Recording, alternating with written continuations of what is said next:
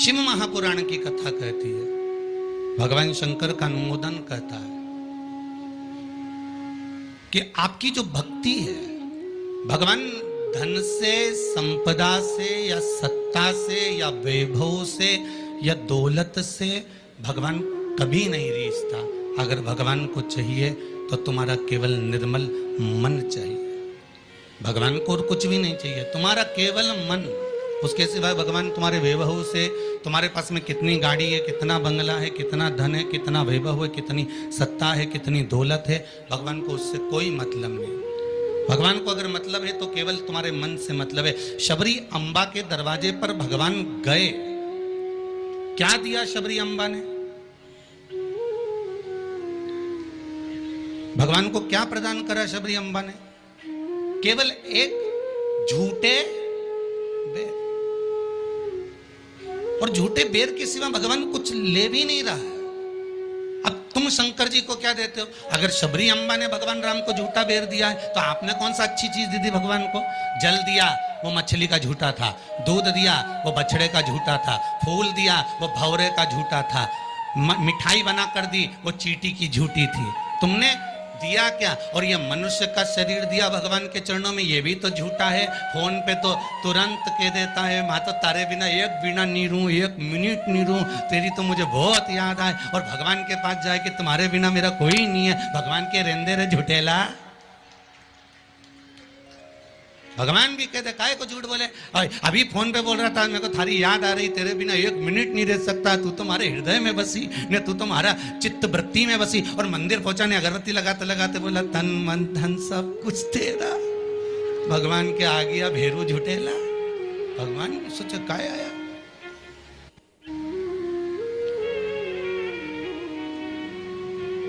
अगर शबरी अम्बा ने झूठा बेर दिया है तो हमने कौन सी अच्छी चीज भगवान को दे दी है?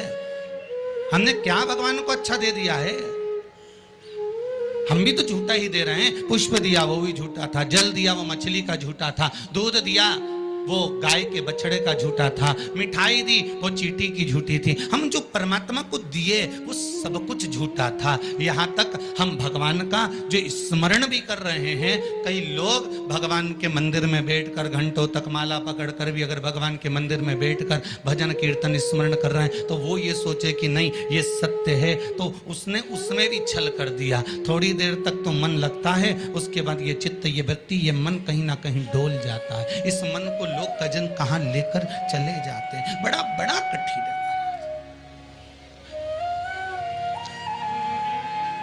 ये बड़ा कठिन। ये मन बड़ा चंचल है, कैसे तेरा भजन करूं, जितना इसे समझाऊं उतना ही मचलता है। भोलेनाथ हे शंभो, हे त्रिकालदर्शी, हे कैलाशी, हे अविनाशी, हे शिव, हे करुणा सागर। ये चित्त, ये मन, ये वृत्ति बड़ी चंचल है।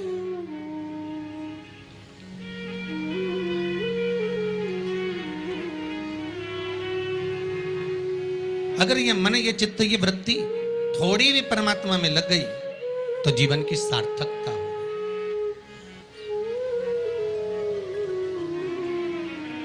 ब्रह्मा और भगवान विष्णु दोनों मिलकर मंथन कर रहे हैं। और एक बात बहुत ध्यान से सुनना, शिव महापुराण के इस चरित्र को याद रखना कि ब्रह्मा और भगवान विष्णु ने मंथन किया, और मंथन किया तो शंकर भगवान के शिवलिंग को प्रकट किया। आपसे भी निवेदन है, जब दोनों पति पत्नी, भाई भाई, घर के बुजुर्ग, माता पिता, घर के बच्चे जब एक साथ कहीं बैठे हुए हों तो शिव महापुराण की कथा कहती है आप भी शिव महापुराण का थोड़ा सा मंथन करो। उस मंथन से जो प्रकट होगा वो तुम्हारे घर का आनंद करा देगा। शिव पुराण का मंथन।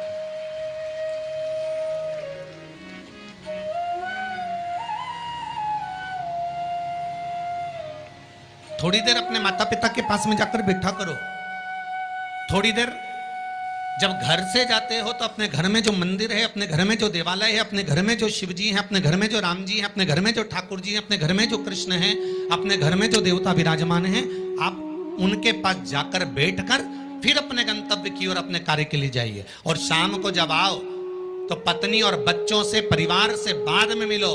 सबसे पहले अगर दुकान की चाबी भी लेकर आए हो, थोड़ा सा धन भी लेकर आए हो, थोड़ा सा सामान भी लेकर आए हो, थोड़ा सा व्यापार का कुछ चीज भी आप लेकर आए हो, तो सबसे पहले जाकर भगवान के मंदिर में जो आपके घर में है उसके पास में बैठकर उसको बताया करो, आज मैंने व्यापार करा उसमें ये लाभ हुआ, आज मैंने व्यापार करा उसमें ये हानि हुई, और आपकी कृपा से आज मैंने दुकान, व्यापार, व्यवसाय आज का पूरा करा। हे देवाधिदेव महादेव, हे मेरे ठाकुर, हे मेरे कृष्ण, हे मेरे राम, आज भगवान की कृपा, आपकी कृपा बहुत बनी रही और मेरा सब कार्य सफल हुआ। बाबा को प्रणाम करो, नमन करो और फिर अपने माता पिता, परिवार, कुटुंब, कबीला जिससे मिलना है मिलो, फिर मिलो।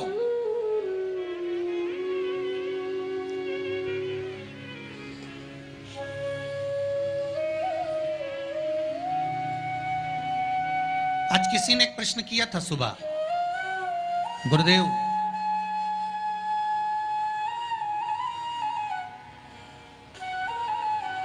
अगर भगवान के मंदिर जाना है हमको और शरीर में अगर कष्ट है, शरीर में अगर रोग है, शरीर में अगर बीमारी है, शरीर में अगर दुख है, शरीर में अगर कष्ट है, तो क्या नहाना जरूरी है?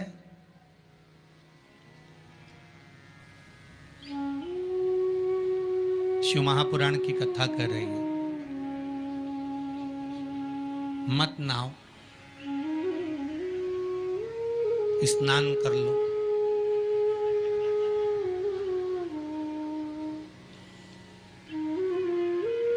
मत नहाओ, स्नान कर लो।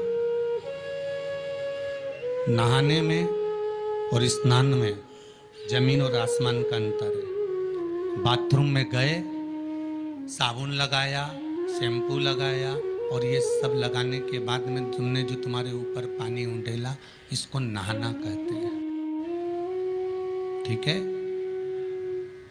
जो तुमने साबुन लगाया, शैम्पू लगाया, पानी डाला, उसको नहाना कहते हैं। और मंदिर में गए अर्थात आप बाथरूम में ना जाकर भी सवेरे से उठे और उसकी भक्ति में लीन होकर दिल से उसको याद कर कर और मान लो मुंह धोकर भी भगवान के दरवाजे तक पहुंच गए तो उसको स्नान कहा जाता है। कर लिया ना?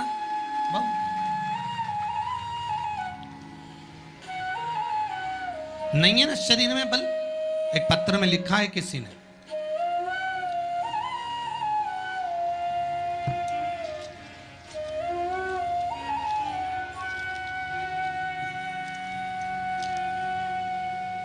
मैं बदनावर धार के पास बालोदा में रहती हूँ।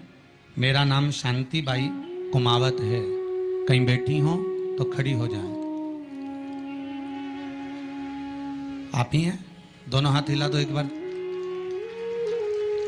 मेरा नाम शांति बाई कुमावत है। गुरुदेव,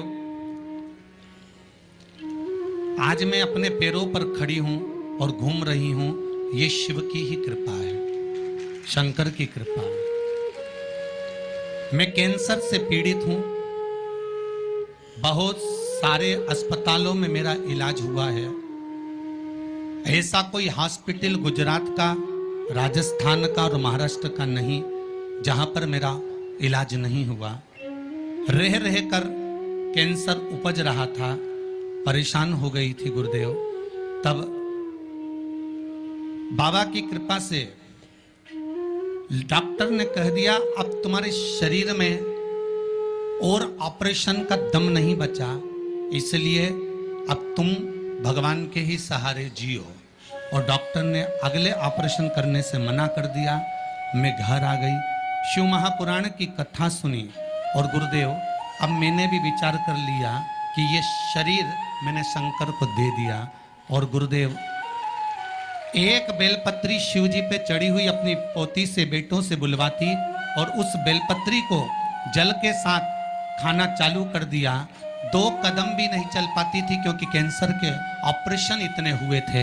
गुरुदेव, आज मैं इस पंडाल में बैठकर कथा सुन रही हूं, ये शिव की ही कृपा है, ये शंकर की करुणा।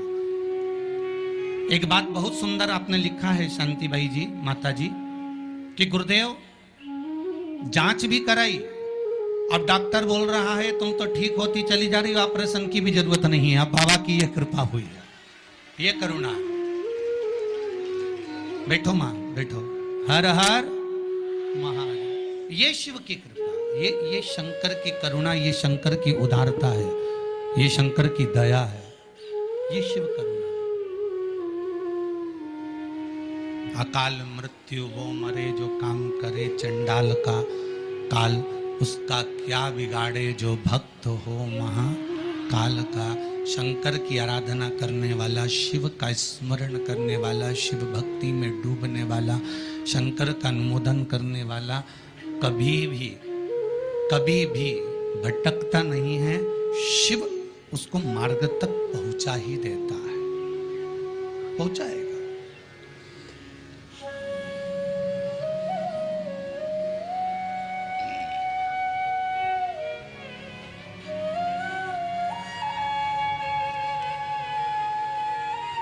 जितना शरीर का वजन है, बहुत ध्यान दीजिएगा जरा।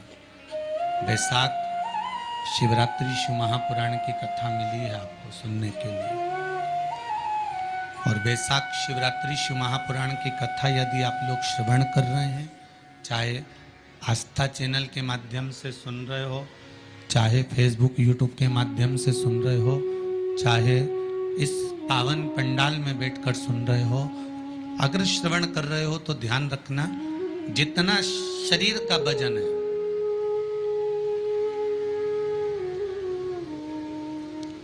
70 kilo, 25 kilo, 20 kilo, 15 kilo, 50 kilo, उतना ही किलो के हिसाब से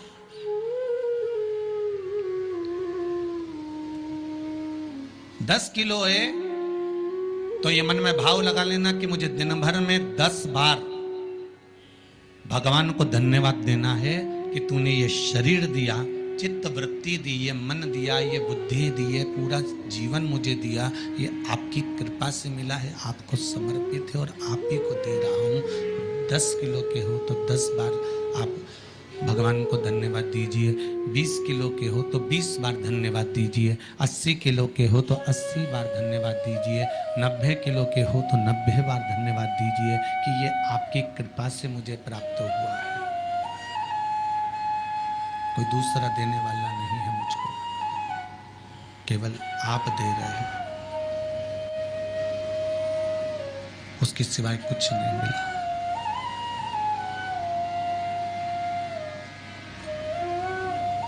बड़ी मुश्किल से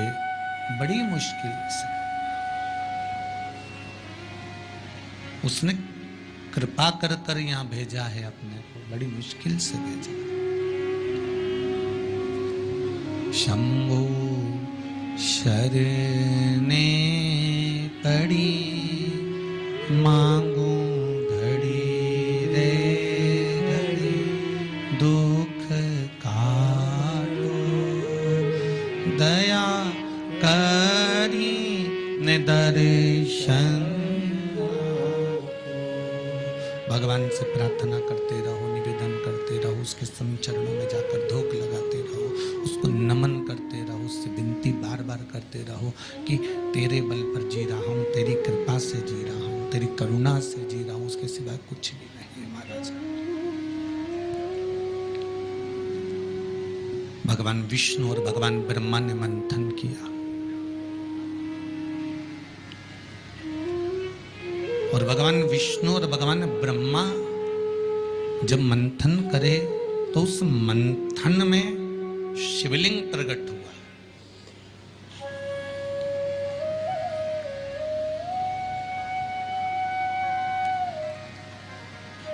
मंथन में शंकर का प्रकट होना, बहुत बड़ी बात है।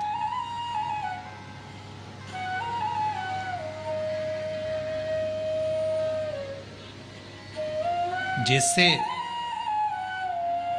बात बात में शिव जी का नाम, शंकर का यश, शंकर भगवान का गुणगान, शंकर भगवान की भक्ति की बात आपके मुख पर अगर बार बार आ रही है ना, आप बार बार कह रहे हैं कि बड़ी कृपा करी साहब, मैंने तो पशुपति व्रत करा था और भगवान ने मेरा ऐसा कर दिया, मैंने भगवान को मूंग चढ़ाया था और भगवान ने ऐसा कर दिया, मैंने चावल चढ़ाया था भगवान को और भगवान ने ये कर दिया, मैंने भगवान को बेलपत्र चढ़ाया था, भगवान ने मेरा ये काम कर दिया, भगवान को मैंने धतूरा चढ़ाया था, भगवान ने मेरा ये काम कर दिया।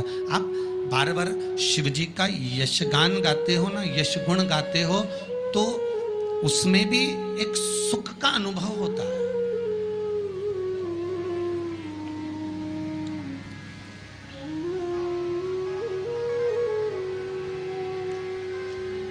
आपके यश गुण गाने में भी करके देखना। सास से निवेदन है, बहू की बड़ाई करके देखो, बहू का यश गुण गाकर देखो। कितनी भी बुरी बहू हो, कितना भी अपशब्द कहती हो, कितना भी ताना देती हो, कितनी भी गाली देती हो, कितना भी आड़ा टेढ़ा बोलती हो, भले तुम्हें संभालती हो ना संभालती हो, तुम्हारा सम्मान करती हो ना करती हो, तुम्हारा आदर करती हो ना करती हो, उसके बाद भी तुम 4 लोगों से अपनी बहू की बड़ाई कर कर देखना। खूब बड़ाई करना उसकी, खूब यश गुण गाना उसका। भले वो गाली दे, अपशब्द के ताना दे, कुछ भी बोले, पर तुम यश गुण गाओ उसका, खूब गाओ और खूब दिल से यश गुण गाओ उसका। 1 महीना इंतजार करना यश गुण गाते गाते। दूसरे महीने में जिस बहू का तुमने यश गुण गाया है, ये शिव महापुराण की कथा कहती है, वो भी सिर पर पल्लू लेकर तुम्हारे को धोख लगाने आएगी जरूर, ये पक्का। आप अपने भीतर कुछ अच्छा तो लाओ।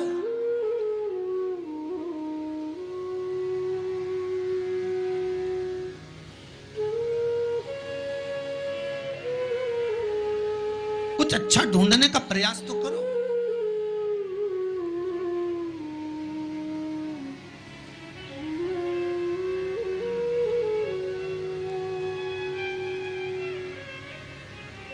आज कोई कह रहा था गुरुजी, पूरे भारत में पूरे जगह पर देखा जाए तो आज दुनिया के लोग ये भगवान के नाम से क्यों इतना चिढ़ने लगे।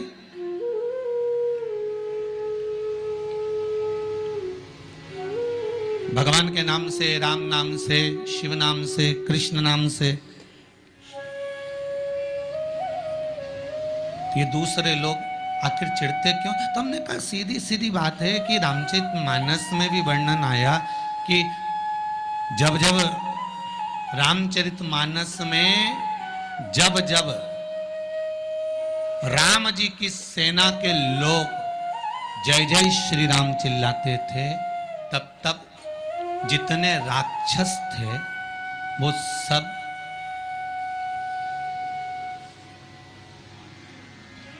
वो जितने राक्षस थे, जितने भी,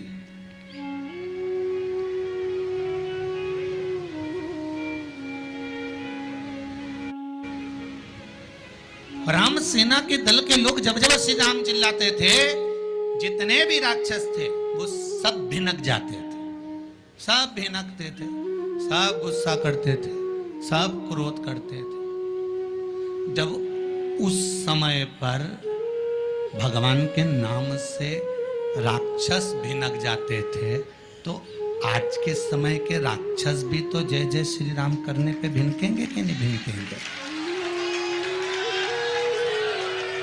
जरा विचार तो करो।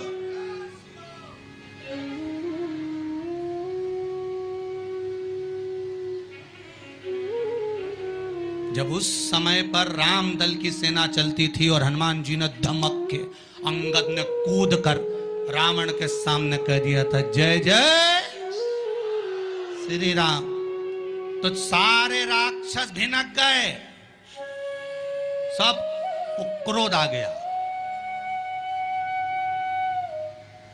सबको गुस्सा। तो जब त्रेता में ये हाल था राक्षसों का राम नाम से, तो फिर तो ये तो कलयुग है।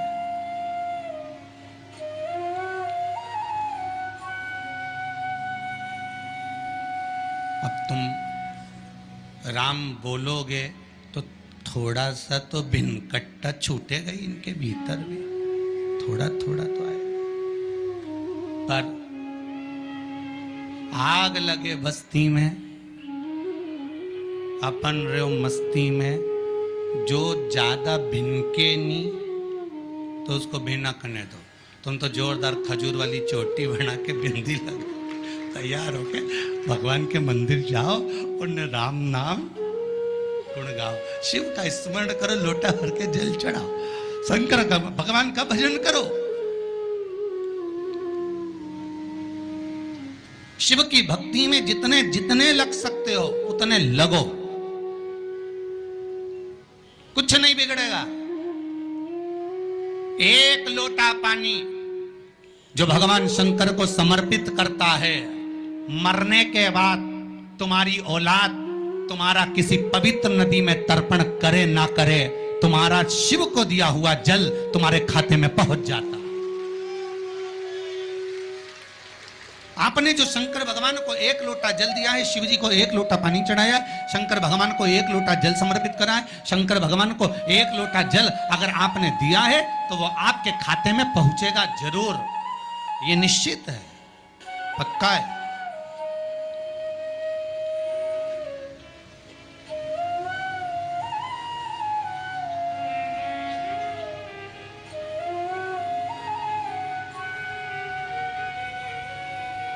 और शिव भक्ति के अनुसार, शंकर भगवान के अनुमोदन के अनुसार,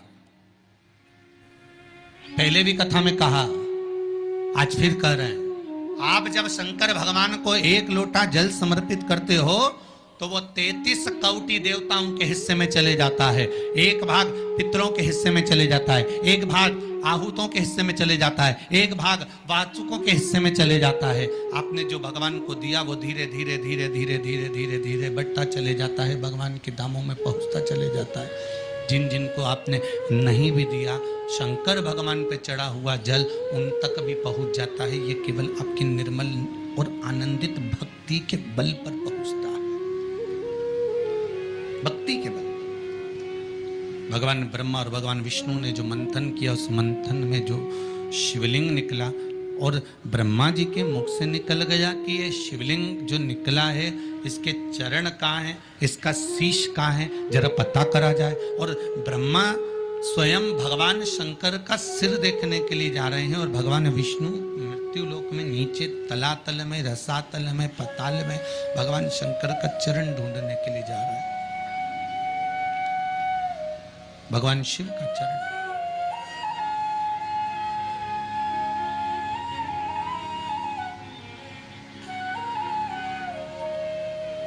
गए दोनों, वो ऊपर गए, ये नीचे गए देखने के लिए। कई लोग शिव महापुराण की कथा, स्मरण, भजन, कीर्तन सुनने के लिए नहीं जाते हैं। मंदिर में कई लोग भगवान शंकर पर जल चढ़ाने नहीं जाते हैं। कई लोग ये देखने के लिए जाते हैं कि कौन आया कौन नहीं आया, किसने सुना और किसने ना सुना, किसने धारण करा किसने ना करा।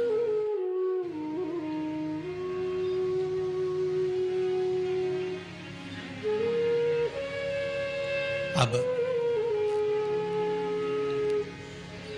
ब्रह्मदेव ऊपर गए, इतने ऊपर पहुंच गए, इतने ऊपर पहुंच गए, इतने ऊपर पहुंच गए कि उनके भीतर अभिमत्ता, अहंकार थोड़ा थोड़ा समाहित होने लगा और उन्होंने केतकी के पुष्प को तोड़ लिया और केतकी के पुष्प से कहा कि तुम नीचे चलो मेरे साथ में, भगवान विष्णु के सामने चलकर कह देना कि मुझे भगवान शंकर का शीश मिल गया।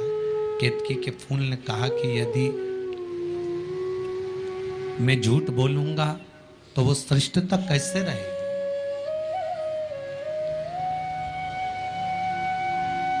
मेरे झूठ बोलने की श्रेष्ठता कैसे होगी? कौन मानेगा मेरी बात को? सामने से गौ माता निकल कर जा रही थी, गाय से कह दिया तुम चलकर कह दो कि तुम चलकर कहो कि भगवान ब्रह्मदेव को भगवान शिव का शीश मिल गया। गाय कहती है मैं क्यों झूठ बोलूं। उसको भी थोड़ा सा लोभ दिया गया और केतकी के पुष्प को भी थोड़ा सा लोभ दिया गया।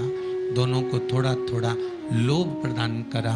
और शिव पुराण कथा कहती है कि जब व्यक्ति के जीवन में थोड़ा सा लोभ उपज जाता है, थोड़ा सा लालच आ जाता है, तो फिर जीवन का किया हुआ सारा कर्म उसका बेकार हो जाता है। और वही हुआ है। केतकी के पुष्प के मन में ये लोभ जाग गया कि मैं ब्रह्मा जी के द्वारा सिंचित हो जाऊंगा, आनंदित हो जाऊंगा।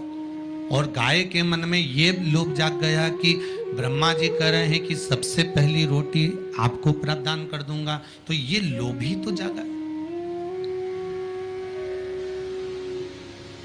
कोई भी चीज करो,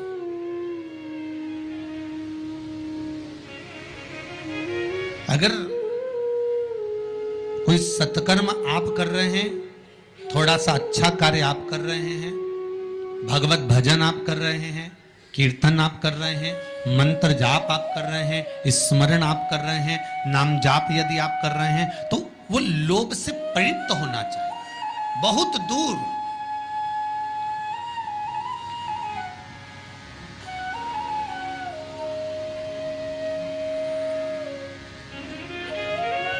आपके भीतर वो उपजे ना।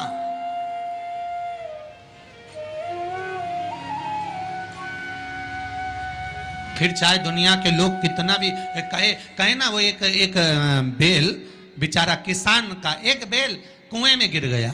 अब कुएं में गिर गया तो किसान का बेल जब कुएं में गिरा तो ये देखा कि कुएं में से बेल को निकालना है। खूब मेहनत करी किसान ने बेल को निकालने की, पर वो बेल निकल नहीं रहा था। बहुत बहुत बहुत बहुत मेहनत करने के बाद भी वो बेल नहीं निकला। बहुत अथक प्रयास करा गया पर बेल नहीं निकला।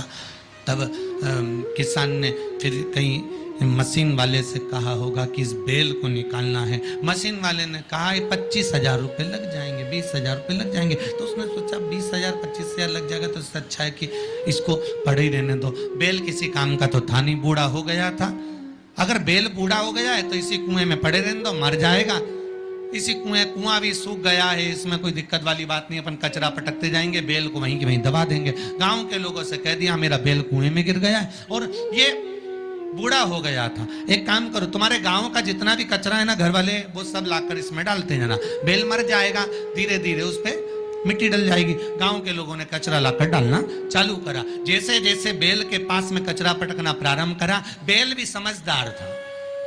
इधर कचरा पटकते तो इधर पांव रखकर खड़ा हो जाता, इधर पटकते तो इधर पांव रखकर खड़ा हो जाता। धीरे धीरे पूरा कुआं भराते चले गया और बेर कचरे पर पांव रखते रखते रखते रखते रखते रखते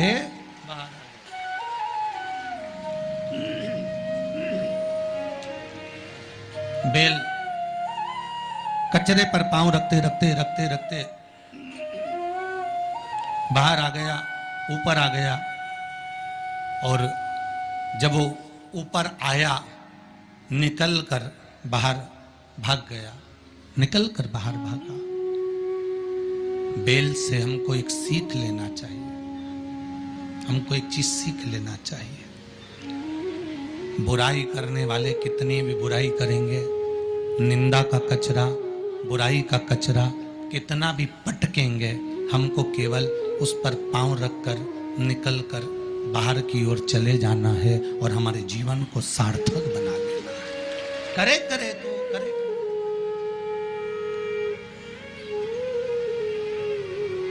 अब शब्द कहने वाला कहता रहे, ताने देने वाला देता रहे, गाली देने वाला देता रहे। अपनी शिव भक्ति, अपना स्मरण, शंकर का अनुमोदन होता रहे, बस इसका ध्यान रखना। बैसाख के महीने में नवमी तिथि को माता जानकी का प्रागट्य हुआ है। पृथ्वी से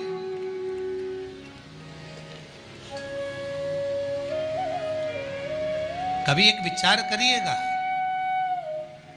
कि नरसिंह अवतार बैसाख के महीने में हुआ, कुर्मा अवतार बैसाख के महीने में हुआ, हयग्रीव अवतार बैसाख के महीने में हुआ, परशुराम अवतार बैसाख के महीने में हुआ, माता जानकी का अवतार बैसाख के महीने में हुआ।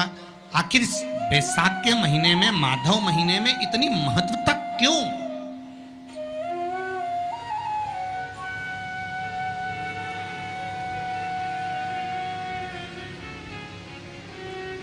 बैसाख के महीने में पड़ने वाली एकादशी, चतुर्थी, प्रदोष, अमावस्या, पूर्णिमा, शिवरात्रि, ये सभी इतनी महत्वपूर्ण क्यों हो जाती है?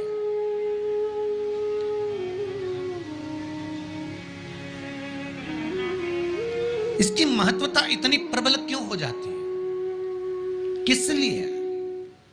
क्योंकि बैसाख का जो महीना पड़ता है, सूर्य की संपूर्ण तपन, सूर्य देव अपने पूर्ण तेज के साथ में, पूर्ण तेज के साथ में मृत्यु लोक के निवासियों पर, चाहे जलचर हो, थलचर हो, वायुचर हो, चाहे जो जीव हैं, उस पर जब किरण फेंकते हैं तो संसार का जो मनुष्य है उस पर जब ताप पड़ता है तो ताप पड़ने के कारण उसके मुख से भगवान का नाम निकल ही जाता है, स्मरण नाम निकल ही जाता है। जब उसके मुख से भगवान का नाम निकलता है तो वो भगवान की शरणागति खुद ग्रहण कर लेता है स्वयं।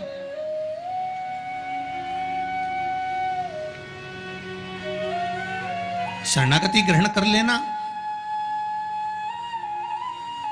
बैसाख की पोथी पढ़ते हो आप लोग? आप में से अगर कोई पढ़ता हो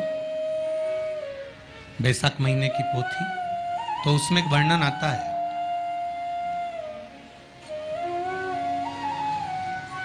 गीता प्रेस गोरखपुर के कल्याण अंक में भी आप ये पावन बैसाख चरित्र श्रवण कर सकते हैं। उसमें बैसाख महीने की पोथी में 10वें दिवस की कथा में 10वें अध्याय में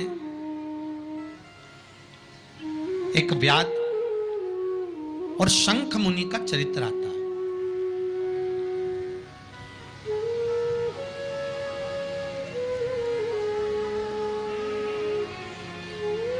शंख मुनि एक बार निकलकर भगवान शंकर के मंदिर में जल समर्पित करने के लिए जा रहे थे।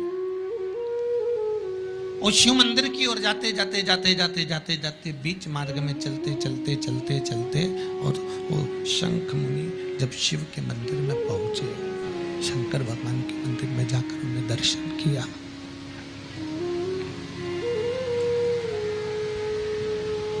जल का पात्र उठाया और वो जल का पात्र उठाकर जब भगवान शिव को समर्पित कर रहे थे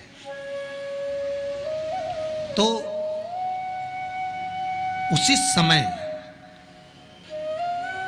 जल का पात्र उठाकर जब शंकर भगवान को समर्पित करा गया और शंख मुनि निकलकर जब बाहर आ रहे थे, आते आते शंख मुनि के मन में एक भाव उत्पन्न हो गया कि जब हम भगवान शिव को कुछ वस्तु समर्पित करते हैं तो उसका फल, उसका पुण्य फल हमें कितने समय में प्राप्त होता है। ये शंख मुनि के मन में एक विचार जागृत हो गया, शंख मुनि के मन में एक भाव जागृत हो गया।